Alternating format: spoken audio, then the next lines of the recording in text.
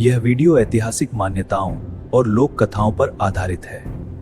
इसका उद्देश्य किसी की धार्मिक भावनाओं को ठेस पहुंचाना नहीं है। राजस्थान अलवर के कैरवाड़ा गांव में ठाकुर साहब साहेब सिंह पिचानोत का बड़ा सम्मान था। वे शांत स्वभाव और लोक कल्याण के लिए पूरे क्षेत्र में प्रसिद्ध थे। प्रतिदिन ठाकुर साहब लोगों की समस्याएं सुनते और उनकी सहायता करते थे। गांव के गरीब और जरूरतमंद लोग उन्हें अपना रक्षक मानते थे। व्यस्त जीवन के बावजूद ठाकुर साहब पूजा और भक्ति कभी नहीं छोड़ते थे। सुबह होते ही वे मंदिर में माता के दीप जलाकर आराधना करते थे। उनका जीवन धर्म, सेवा और सादगी से भरा हुआ था। गांव के लोग उन्हें श्रद्धा से देखते और आशीर्वाद लेते थे। समय बीता और ठाकुर साहब के 2 पुत्र हुए। बड़े पुत्र धीरज सिंह और छोटे पुत्र मोहन सिंह पिचानोत कहलाए। दोनों पुत्रों का पालन धर्म और संस्कारों के साथ हुआ। ठाकुर साहब उन्हें सदैव सत्य, धर्म और वीरता का मार्ग सिखाते थे। एक दिन ठाकुर साहब ने दोनों पुत्रों को अपने पास बुलाया। उनके चेहरे पर गहरी गंभीरता दिखाई दे रही थी। उन्होंने कहा कि मृत्यु के बाद उनके शरीर को अग्नि न दी जाए। वे साधु महात्माओं की तरह मिट्टी में समाधि चाहते थे। दोनों पुत्र अपने पिता की बात सुनकर मौन हो गए।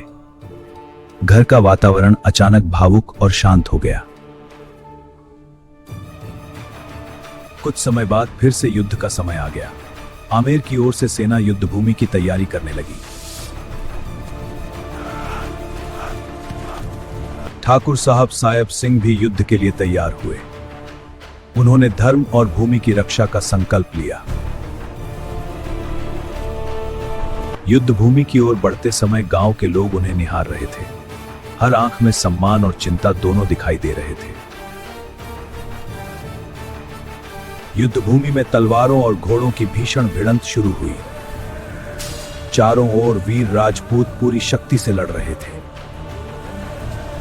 ठाकुर साहब साहेब सिंह अत्यंत साहस के साथ युद्ध कर रहे थे। उनकी तलवार दुश्मनों के बीच बिजली की तरह चल रही थी। युद्ध के बीच अचानक एक घातक वार उनकी ओर आया। तलवार लगने के बाद भी वे रणभूमि में डटे रहे। अंततः युद्ध करते हुए ठाकुर साहब वीर गति को प्राप्त हो गए।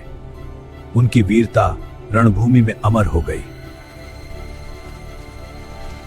गांव में उनके वीरगति प्राप्त होने का समाचार पहुंचा। पूरा कैरवाड़ा गांव शोक में डूब गया। परिवार और समाज के लोग अंतिम संस्कार की तैयारी करने लगे। सभी को उनकी अंतिम इच्छा याद आ रही थी। लेकिन सनातन परंपरा के अनुसार दाह संस्कार का निर्णय लिया गया। श्मशान घाट में चिता सजाई जाने लगी। ठाकुर साहब के पार्थिव शरीर को सम्मान के साथ लाया गया। श्मशान घाट में गहरा मौन छाया हुआ था। बड़े पुत्र धीरज सिंह अग्नि देने के लिए आगे बढ़े। सभी लोग नम आंखों से यह दृश्य देख रहे थे। तभी अचानक आसमान में तेज गर्जना सुनाई देने लगी। श्मशान घाट में उपस्थित लोग भय और आश्चर्य से भर उठे। आकाश से दिव्य आवाज गूंजने लगी। चारों ओर फूलों की वर्षा होने लगी।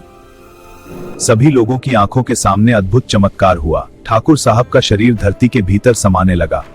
उसी क्षण आसमान से एक विशाल शिला धरती पर आ गिरा। तेज गर्जना से पूरा क्षेत्र कांप उठा। लकड़ियां और पार्थिव शरीर पूरी तरह धरती में समा गए। ऊपर केवल विशाल शिला दिखाई देने लगी। गांव के लोगों ने इसे दिव्य संकेत माना। ठाकुर साहब साहेब सिंह अब भोमिया जी के रूप में पूजे जाने लगे। समय बीतता गया और भोमिया जी की महिमा दूर दूर तक फैल गई। लोग श्रद्धा से वहां आकर माथा टेकने लगे। उधर हाथरस में एक सेठ संतान न होने से अत्यंत दुखी था। वह हर उपाय के बाद भी निराश हो चुका था। एक रात सेठ को दिव्य स्वप्न दिखाई दिया।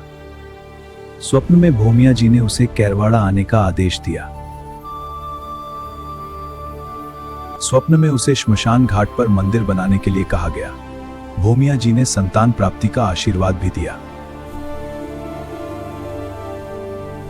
अगले ही दिन सेठ कैरवाड़ा गांव पहुंच गया। उसने गांव वालों को अपना पूरा स्वप्न सुनाया।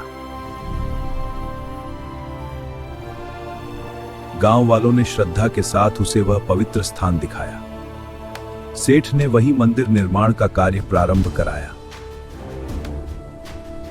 धीरे धीरे भूमिया जी का सुंदर मंदिर तैयार हो गया। मंदिर में दूर दूर से श्रद्धालु आने लगे। कुछ समय बाद सेठ को संतान की प्राप्ति हुई। उसकी श्रद्धा और विश्वास और भी गहरा हो गया। कृतज्ञता में सेठ ने हाथरस में भी भूमिया जी का मंदिर बनवाया। वह मंदिर आज भी श्रद्धा का प्रमुख स्थान माना जाता है। भूमिया जी महाराज की महिमा आज भी भक्तों के बीच जीवित है। लोग अपनी श्रद्धा और विश्वास के साथ वहां पहुंचते हैं। वीरता, भक्ति और लोक कल्याण की यह कथा अमर बन गई। भूमिया जी महाराज आज भी अपने भक्तों की रक्षा करते हैं। कैरवाड़ा की पवित्र भूमि आज भी उस चमत्कार की गवाह है, जहां वीर राजपूत ठाकुर साहब सिंह भूमिया बने थे।